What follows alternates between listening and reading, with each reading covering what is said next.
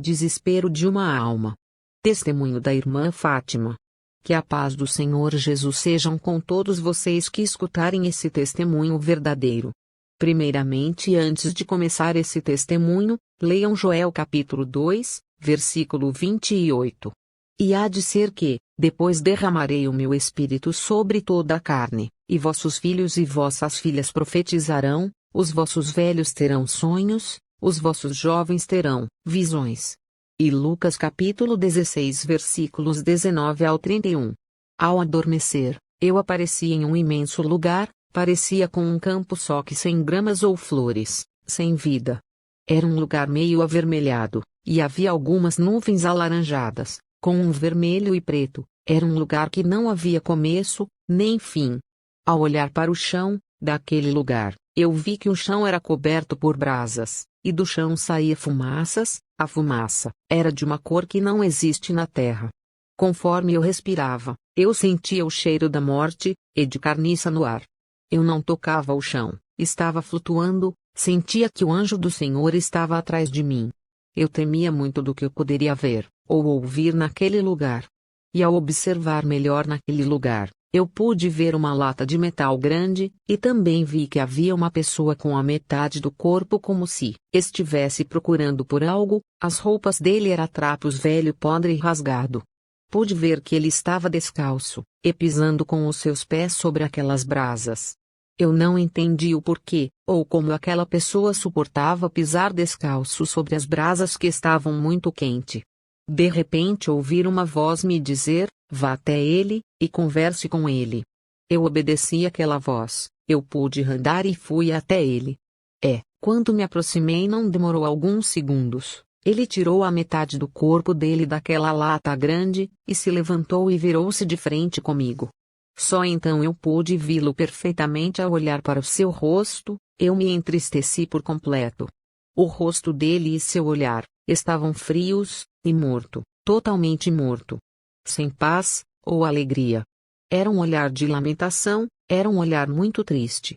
O rosto dele estava em estado de decomposição, mas dava para saber que era um homem branco, e dentro de mim eu senti que algo me dissesse que ele tinha morrido com 23 anos de idade, mas não foi-me revelado a causa de sua morte, e nem o porquê dele estar ali. Infelizmente era um jovem que havia morrido cedo, e não havia se preparado para o seu descanso eterno para sua alma. João capítulo 14, versículo 2. Senti pena dele, e infelizmente não pude fazer nada.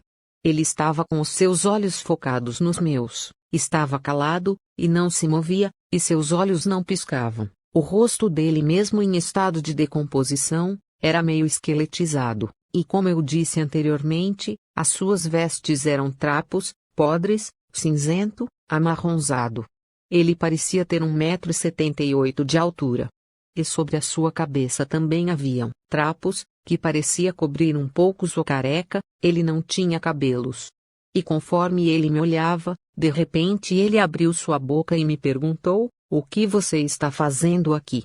E sem ainda que eu respondesse, uma voz me disse: diga para ele que você teria que conhecer esse lugar. E se cumpriu, e eu obedeci, conforme a voz me disse. Deus me disse isso porque ele já sabia que eu viria para esse lugar. Ele já tinha um propósito comigo antes de mim vir para esse lugar terrível. Deus é onisciente, onipresente, onipotente. Ele sabe o passado, o presente e o futuro. Ele sabe de todas as coisas, e faz tudo conforme a sua vontade. Filipenses capítulo 2, versículos 13 ao 15. Então ele continuou me olhando, e novamente a voz me disse: pergunte a ele o que você estava procurando naquela lata? E eu perguntei a ele o que você estava procurando naquela lata? E ele me respondeu: eu estava procurando carne podre, porque tenho muita fome. E eu perguntei a ele: vocês sentem fome?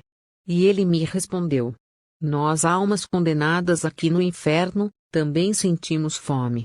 E eu procurava carniça para tentar aliviar a dor da fome. Nós somos torturados dia e noite. Aqui, quando aquele homem disse aquilo, eu me apavorei e me deu arrepio na alma. E ele me disse: mas não é isso o que eu mais temo. Eu temo os 6 lagos, E eu perguntei quais são eles. E ele me respondeu: o lago de fogo, o lago de lava, o lago de sangue fervente, o lago de lama quente, o lago de óleo quente, e o que eu mais temo é o lago de chumbo. Ele me disse: o lago de chumbo é o mais terrível. Eu não queria voltar mais para lá.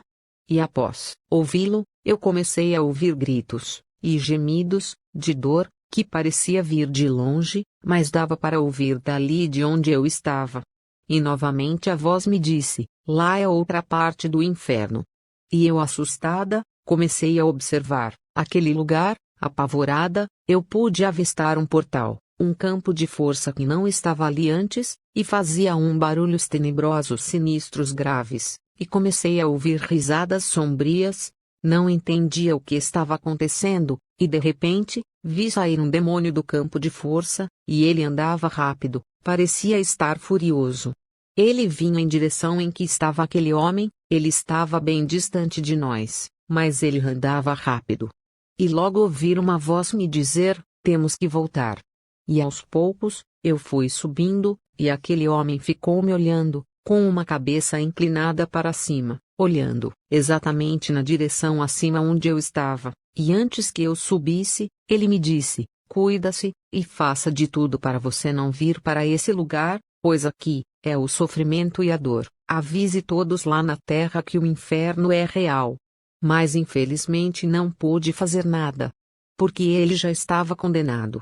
E eu ainda pude ver o demônio que se aproximava cada vez mais onde ele estava, e enquanto eu fui subindo, ele continuava olhando para o alto que era onde eu estava, e eu pude ver nos olhos dele que ele olhava por detrás de mim, como se visse o ser de luz que estava me segurando. Mas eu não pude ver o rosto do ser de luz, mas a paz me deixava totalmente segura, e conforme eu subia eu vi o olhar daquele homem. Eu posso te dizer que eu senti a grande vontade que aquele homem sentiu de poder sair de lá. Eu vi que nenhum de seus olhos uma lágrima ele derramou, mas já era tarde demais para ele se arrepender. Após tudo isso, eu vi que aquele demônio se aproximou daquele homem, e segurou ele com muita violência. E eu fui rapidamente retirada daquele lugar assustador, e quando eu acordei, já estava em minha cama.